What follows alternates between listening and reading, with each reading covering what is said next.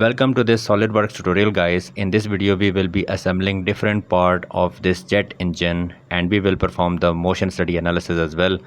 I have modeled all the parts in SolidWorks and I will provide the link in description. If you want to model those parts, you can check the link in description.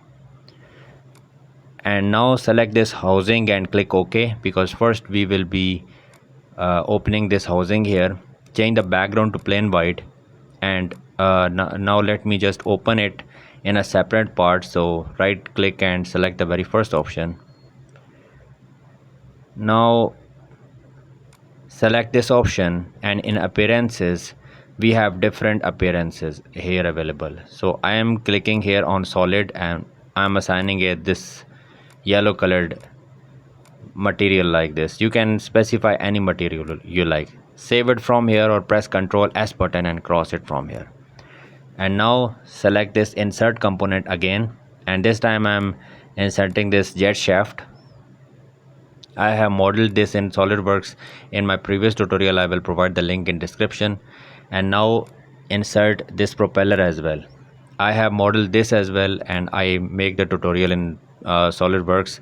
I will provide the link in description as well. Rotate this propeller like this, and after that now we are going to assemble it. So select this mate, and in this window we need to select this circular part of the propeller and this circular part of the shaft, and make sure that this concentric mate is selected and check the box from here. Now select this front surface of the propeller and this surface of the shaft. It's assembled. You can check the box from here. Okay, now shaft and propeller are assembled, and now select the surface of the shaft and this internal surface of the propeller, this surface. Let me just zoom out. When you select it, it will assemble like this. Now open this part. For that, click and select very first option. We are going to make some planes. So in reference geometry we have plane. In this very first window you need to select this plane, which is the right plane in my case, and here specify the offset distance as 300 millimeter, and then check the box from here and press Ctrl S button and save it and cross it from here. Now let's open this shaft because we are going to create a plane here as well. In features we have reference geometry. In this reference geometry select the plane, and after that select this surface of this shaft and this surface of this shaft. A plane at the mid will be created, as you can see here. Now similarly we are going to save it from here. Press Ctrl S button and cross it from here. Now select mate from here, and here drop down this menu from here. Here find the housing, and we have this plane created, as you can see it from here, and drop down this shaft menu, and we are going to select the plane that we have created, this one, and when you select it, it will automatically get assembled. Although you can adjust the distance from here. Let me show you how you can adjust it.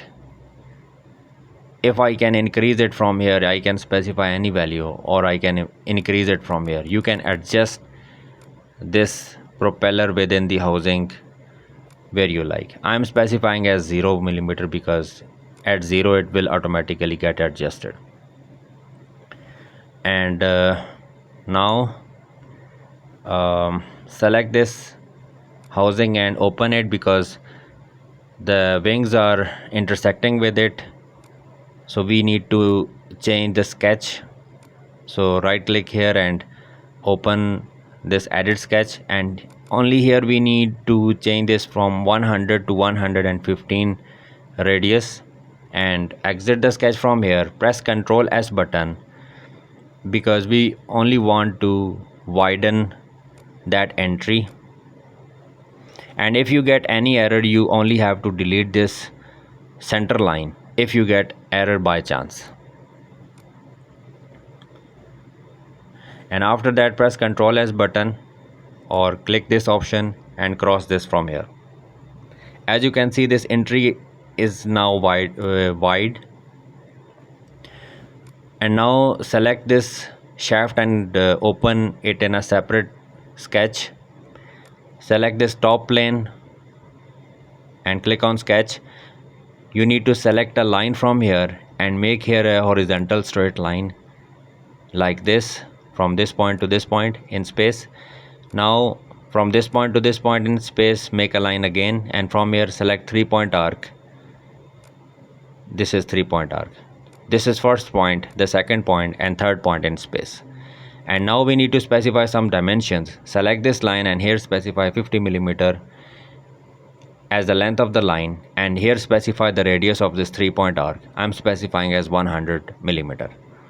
And after that, select here features and select this revolve boss base, and we need to select the axis for revolution, so I'm selecting this horizontal line and check the box from here. Now this is completed. You have to press Ctrl S button or click this option to save it and cross this from here. And as you can see, now the shaft is completed. And now we are only left with one more mate, so select here mate. Now drop down this menu. Here in this housing we have this top plane, select it, and we have this shaft menu, jet shaft menu. This is basically the jet shaft part. Here select top plane, and as you can see, it is also been rotated. Check this box from here.